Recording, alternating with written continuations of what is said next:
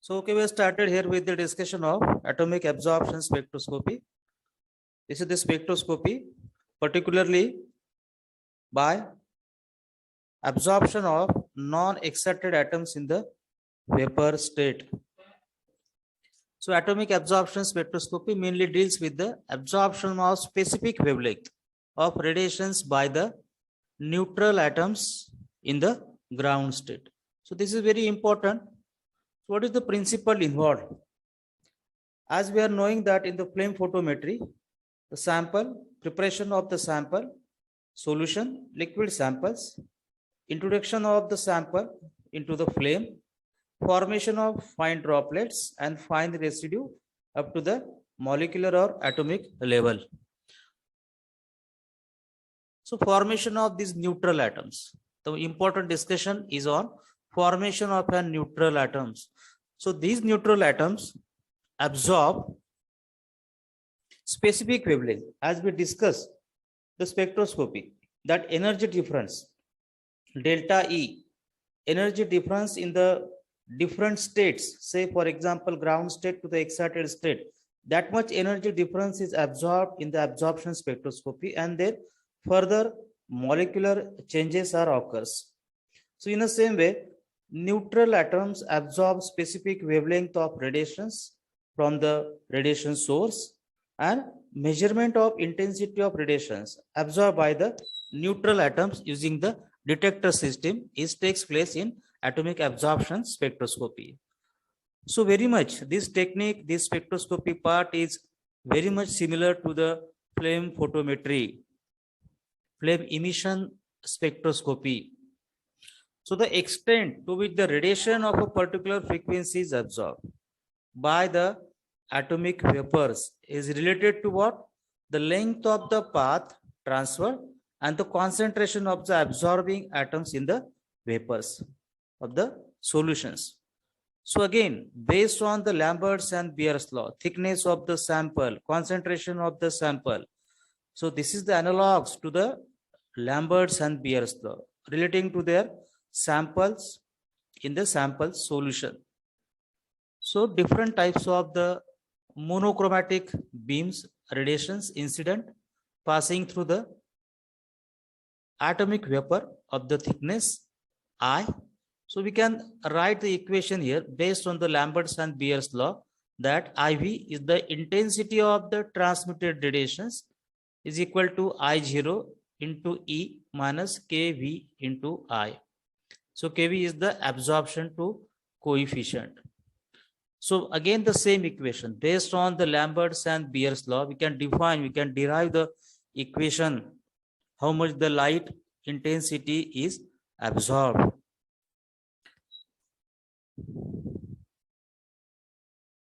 So the transitions from the ground state, integrated absorption is proportional to NV.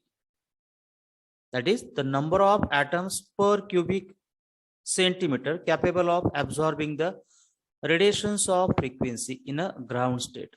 So we can derive the equation, how much the frequency is required, what about their absorption.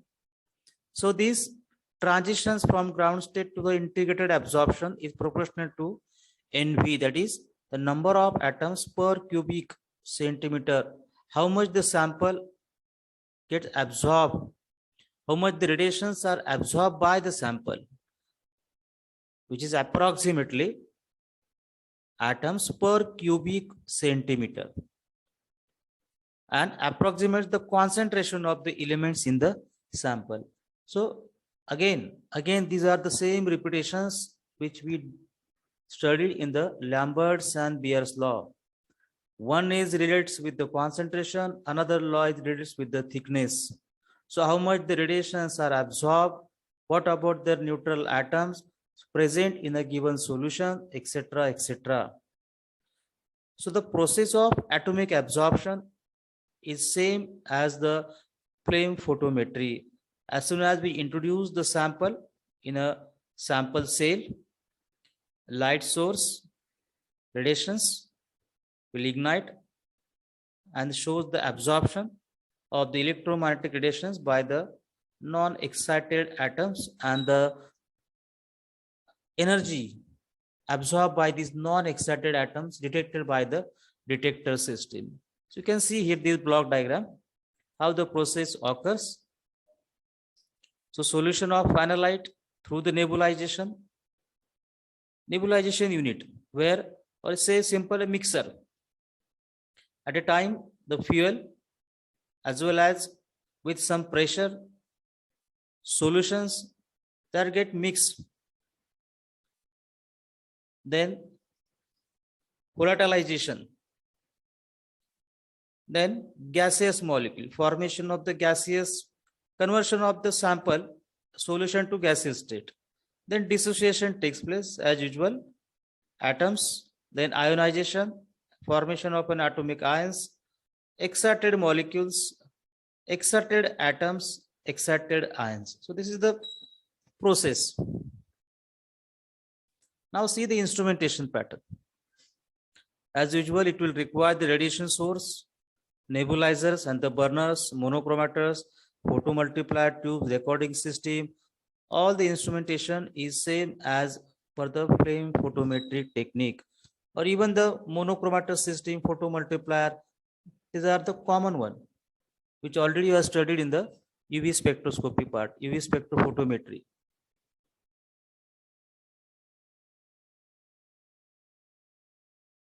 So this is the halo cathode lamp. Again, the same sample vaporization by the flame. Evaporate the solvent and dissociate the remaining solid into their constituent atoms without causing the appreciable ionizations. So instrumentation of atomic absorption.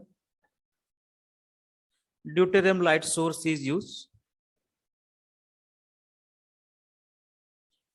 Then flame, spray mixer, fuel, it requires oxidant,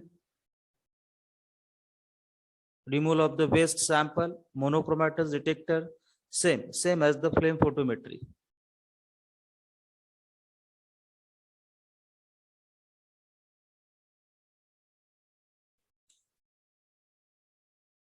What are the advantages of this technique is important. Advantages of flameless vaporizations. Instead of using or introduction of the sample into the flame in flame photometry, here electromagnetic radiation source are used. That's why it is potential advantages of flameless vaporizations. What are the advantages then? Obviously, elimination of anomalous results due to the interaction between the sample and components of the flame. Many times in the flame photometry, again, there are certain disadvantages. Even the burning, or say the simple ionization phenomenon is not very accurate or not 100%. Or in short, we can say that the sensitivity is less as compared to this atomic absorption spectroscopy. So increased sensitivity due to the longer residence time with a beam of radiation from the lamp. So this is very important. Residence time of the sample in flame, these are low because of the strong vertical thermal currents. In short, these are the electromagnetic radiations having the higher energy as compared to the flame. So increased sensitivity because of higher proportion of the analytes being converted to free atoms. That is again important. It means that the energy content of the electromagnetic radiations, these are higher as compared to the flame. So the ability to handle very small samples such as clinical specimens, or say some clinical or biochemical fluids. So flameless vaporization techniques use electrothermal atomizers, cold vapor system, hydride generation system. These are the examples to produce the flameless vaporization techniques, how to introduce the electromagnetic radiations. So electrothermal atomizers are used. System is of graphite tube. Again, what type of the radiation sources are used? These are the same one, electrothermal atomizers. Most widely used this system is a graphite tube, say 3 to 5 centimeter long and 0.5 to 1 centimeter in diameter, which is heated electrically in a furnace containing an inert gas, example of argon. So the different material, different filaments are used to produce the electromagnetic radiations required for the study of the non-excited atoms. So the sample is inserted through a hole into a center of tube and then positioned in the light path place of the flame burner and heated according to the predetermined programs. This is the instrumentation part, how to ignite the lamp and how to pass the electromagnetic radiations through the sample tube. So the first stage, drying at 100 degrees Celsius, just to remove the water content present if present in a sample. Ashing to remove the organic constituents. Atomization to liberate the elements as gaseous atoms. Obviously, now see the temperature 2000 to 2900 degrees Celsius. So first is the drying for the removal of water. Second one is the ashing to remove the organic constituents. Third one is the atomization to liberate the elements in the gaseous state or gaseous atoms. The removal of remaining inorganic matter if present at maximum operating temperature, say 3000 degrees Celsius. So these are the types of the atomizers: electrothermal atomizers, subtwins atomizers. These are the designing. Basic principle is same. So various advantages of these electrothermal atomizations. Say for example, small volume, small weight of the sample is required. Typically say the 10 to 20 microgram or microliter with a greater sensitivity. Chemical pre-treatment of sample is not usually required and mainly useful for the detection of the levels of the metals in a small quantity. Disadvantage, reduction of precision.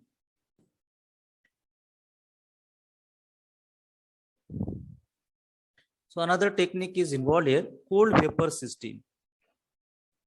In this system, mercury metal, it has a significant vapor pressure at room temperature. So the vapors is monoatomic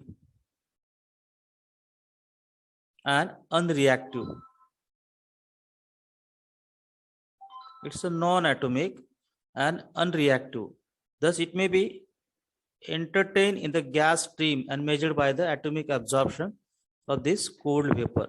So how to generate the electromagnetic radiations and what about their pressure, what about their conditions,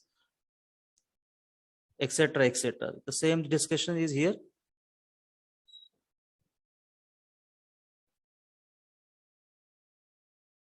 Hydride generation system.